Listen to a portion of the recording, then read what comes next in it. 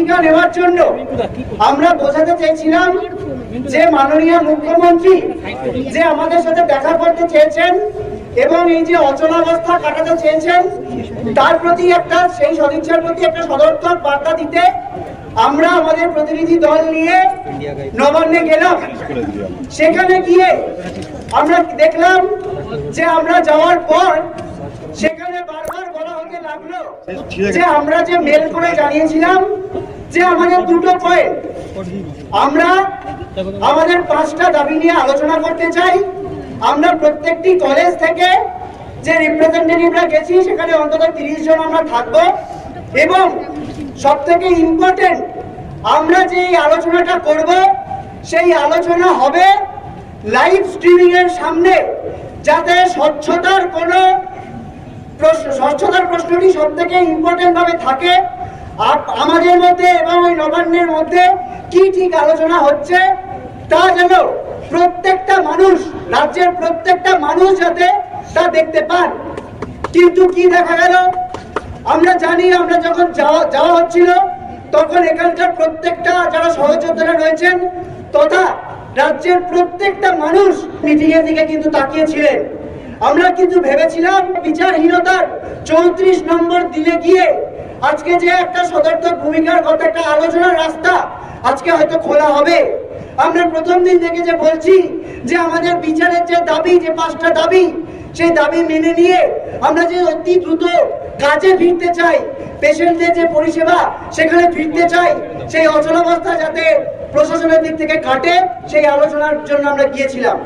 কিন্তু আমরা অত্যন্ত হতাশা এবং দুঃখের সাথে দেখলাম যে আমাদের অজুহাত দেখানো হলো যে কোনোভাবেই নাকি লাইভ স্ট্রিমিং করা সম্ভব নয়, কোনোভাবেই নাকি করা সম্ভব। আমরা বারবার জিজ্ঞাসা করেছিলাম সেখানে যে ঠিক কি অসুবিধা, কি অসুবিধা। আমরা তো প্রত্যেকবার এর আগে, আমরা তো নতুন কোনো কথা বলছি না, এটা আমাদের শর্ত নয়। আমরা এর আগে দেখেছি যে আমাদের মাননীয় মুখ্যমন্ত্রী থেকে শুরু করে যে কোনো প্রশাসনিক যে বৈঠক তা লাইভ স্ট্রিমিং হয়, আমরা এটা দেখতে অভ্যস্ত। সুপ্রিম কোর্টের যে হিয়ারিং, সেই হিয়ারিং অবধি লাইভ স্ট্রিমিং হয়। তো সেই জায়গায় দাঁড়িয়ে আমাদের মনে হয়েছিল এটা খুবই একটা ছোট এবং ন্যায্য দাবি যে সবার সামনে যে আলোচনা হবে সেটা একটা খোলাখুলি আলোচনা হবে। কেননা আমাদের ভয় আছে যে একটা ক্লোজ ডোর মিটিং এ যে আলোচনা হবে সেই আলোচনা সাধারণ মানুষ যদি না দেখতে পান তাহলে তাদের মনে নানা প্রশ্ন জাগবে যে ঠিক কি হলো, কি আলোচনা হলো।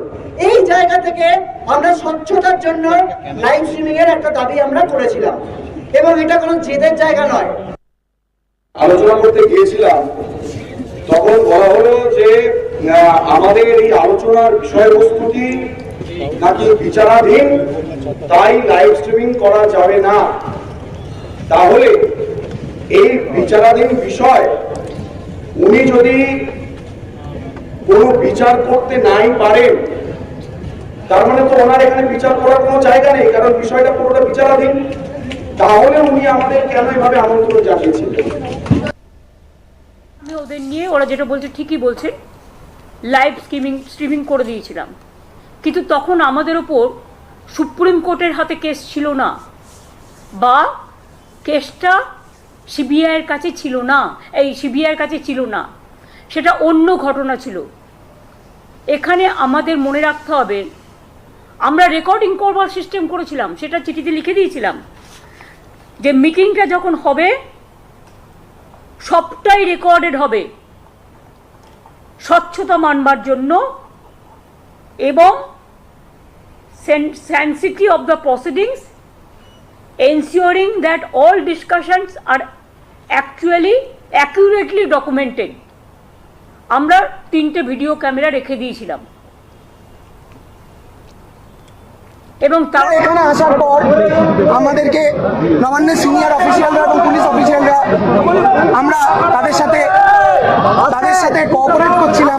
আমরা নিজেদের ফোন জমা দেওয়ার প্রসেস শুরু করেছিলাম। বৃষ্টি বৃষ্টি মাথায় নিয়েই আমরা অপেক্ষা করছিলাম, কারণ অভয়ার ন্যায় বিচারের দাবিতে এবং আমাদের কর্মবিরতির প্রশ্নে আমাদের সেই সদিচ্ছা ছিল, আছে এবং থাকবে। এই জায়গায় দাঁড়িয়ে আমরা ওখানে অপেক্ষারত অবস্থায় শুনতে পারলাম যে মুখ্যমন্ত্রী একটি প্রেস বিবৃতি দিচ্ছেন।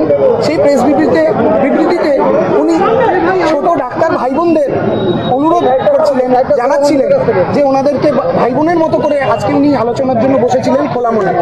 আমরা ওনাকে জানাতে চাই যে মুখ্যমন্ত্রী আমরাও একদমই খোলা মনে আলোচনার জন্যই এসেছিলাম। এখন সুপ্রিম কোর্টের বিচারাধীন বিষয় নিয়ে আপনি কিছু বলতে পারেন না, এটা আইনগত ঠিক, কিন্তু সুপ্রিম কোর্ট কোনটাকে বিচার করছে? সুপ্রিম কোর্ট বিচার করছে যে তিলোত্তমা হত্যা হয়েছে কিনা, হত্যাতে কারা জড়িত ছিল সেই বিষয় হয়েছে। ডাক্তারবাবু তারা তো সেটা আলোচনা করতে যাচ্ছেন না। মাননীয় মুখ্যমন্ত্রী ভয় পাচ্ছেন, কারণ মাননীয় মুখ্যমন্ত্রীর ভয় হচ্ছে এই আলোচনার মাধ্যমে হয়তো ডাক্তারবাবুদের প্রশ্নের সামনে সিকোয়েন্স অফ ইভেন্টস সেগুলো উঠে আসবে, এমন কিছু প্রশ্ন যাবে মুখ্যমন্ত্রীর দিকে যে প্রশ্নের উত্তর দিতে পারবেন না, ওনাকে চুপ করে থাকতে হবে। তার ভয়ে মাননীয় মুখ্যমন্ত্রী এই ঘটনার লাইভ স্ট্রিমিং করতে দিতে রাজি হননি। এই সংক্রান্ত যে মামলা হচ্ছে সেটাও লাইভ স্ট্রিমিং হচ্ছে, সাধারণত যেটা ইন ক্যামেরা সেশন হয়। আর কোনো নেগোসিয়েশন, কোনো আলোচনা ইন ক্যামেরা হয় না, তাহলে সেখানে দাঁড়িয়ে তার আপত্তি কোথায়?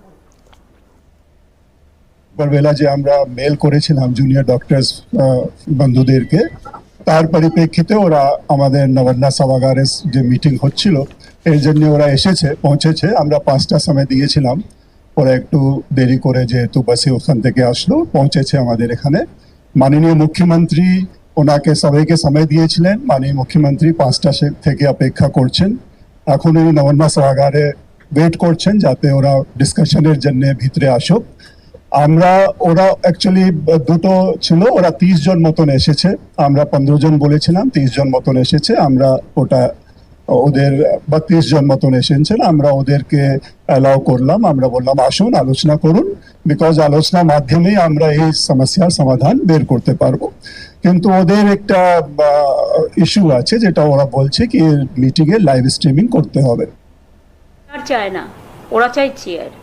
আমি মানুষের স্বার্থে এমনকি নিজে পদত্যাগ করতেও রাজি আছি।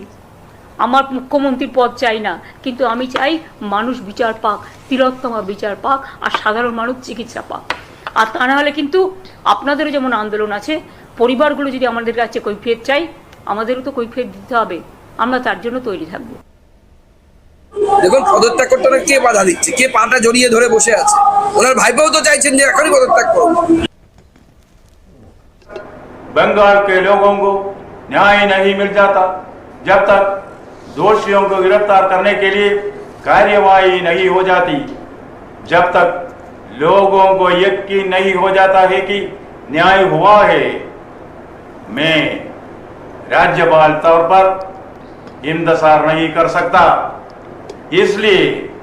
इसलिए मैं संकल्प लेता हूं कि मैं मुख्यमंत्री का सामाजिक बहिष्करण करूंगा।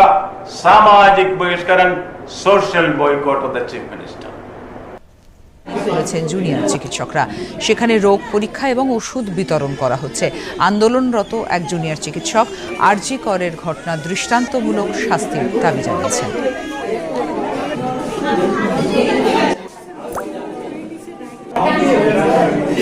এখানে এসেছি, আমরা একটা হেলথ ক্যাম্প করছি অভয়া ক্লিনিক। এবার আপনারা সবাই জানেন যে এই মুহূর্তে আমাদের 1 মাস আগে, মাসখানেকের বেশি হয়ে গেল, আমাদের বোন অভয়া মারা গেছে। তাকে রেপ করে মার্ডার করা হয়েছে। তার সুবিচার এখন আমরা পাইনি। তো তার জন্য আমরা বিভিন্ন দিকে আমাদের প্রতিবাদ চালাচ্ছিলাম, কিন্তু চারিদিকে এমন রুটে গেছে যে আমরা ডাক্তারবাবুরা নাকি কাজ করছি না, আমরা হাসপাতাল বন্ধ করে দিয়েছি, রোগী পরিষেবা পাচ্ছি না। তো সেইটারই বিরোধিতা করার জন্য যে আমরা হাসপাতাল পরিষেবা চালিয়ে যাচ্ছি, আমাদের হাসপাতাল শহর থেকে গ্রাম সব জায়গাতে চলছে, এবং সাথে সাথে আমরা আমাদের বোনের স্মৃতির উদ্দেশ্যে বিভিন্ন জায়গায় মেডিকেল ক্যাম্পও অর্গানাইজ করছি। বন্দ্যোপাধ্যায় বলেন, চিকিৎসকদের দাবি দাওয়া নিয়ে মুখ্যমন্ত্রী মমতা বন্দ্যোপাধ্যায়ের আরও সংবেদনশীল হওয়া উচিত। এখন আমাদের মঞ্চে বীজপুর মণ্ডলের সঙ্গে বক্তব্য রাখার জন্য। মুখ্যমন্ত্রীর ভূমিকা প্রথম থেকেই ভীষণ অবিচল, মানে অকেজো বলবো। যেভাবে তার পালন করা উচিত ছিল, যেভাবে তার রাজধর্ম পালন করা উচিত ছিল, তিনি প্রথম থেকে সেটা পালন করেননি। তিনি একপেশে ছিলেন এবং তার দম্ভ, তার অহংকার মানে পুরো পরিষ্কার করে দিয়েছে যে তারা একটা মেয়ের বিচার দিতে পারে না, তারপরে তারা পুরো দেশ জ্বালিয়ে দিতে পারে। তারা একটা মেয়ের বিচার দিতে পারে না, জুনিয়র ডাক্তাররা আজকে তাদের বিচারের অপেক্ষায় তারা রাস্তায় দুরাত ধরে বসে রয়েছে, রাস্তার ফুটপাতের ওপর বসে আছে। তিনি সবকিছু সহ্য, মানে সবকিছু দেখছেন, কিন্তু তিনি বিচার দেবেন না। এখানে মুখ্যমন্ত্রীর রোলটা খুবই দুঃখজনক বলবো। এবং উনি কোনোদিনই মনে করেন যে কোনোদিন মাথা নত করেননি, মাথা নত করতে পারবেন না, কিন্তু এই ডাক্তারদের কাছে আজকে মুখ্যমন্ত্রী কেন, পুরো ওটা তৃণমূল কংগ্রেসকে মাথা নত করতে হয়েছে।